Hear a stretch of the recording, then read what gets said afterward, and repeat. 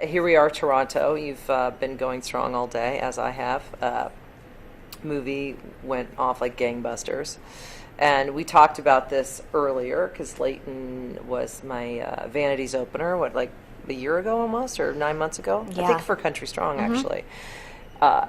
And she was telling me about this film where she is the daughter of Allison Janney and Oliver Platt, and you get to make out with your ex-best friend's dad and have a relationship, Hugh Laurie, and it was like, what? Sounded a little torrid, and you were like, it's really funny, and you're absolutely right. It was really, really funny. Well, And, good. yeah, and I'm glad I was great right. I part like it for when that you. happens. And I love when actresses are underestimated and they prove everybody wrong. And this has been great for you, Oh my coming off goodness, of thank you. Gossip Girl to, the two things I've seen, just great performances. Thank you. Yeah, Thank you so much. that's awesome.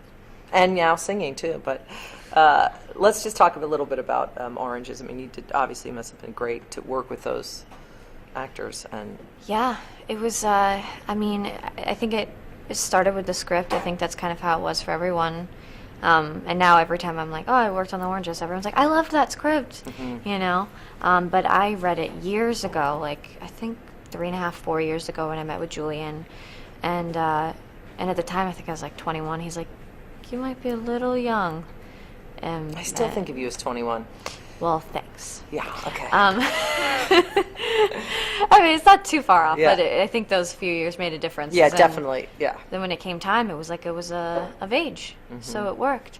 And then the movie came along, and it all came together. And of course, Hugh by that time was attached, and then I found out about Allison and Oliver and everyone else, and everyone's just wonderful and funny, and they bring themselves to the characters, and they also bring something so different than I think anybody's ever seen from anybody in it. It's really good.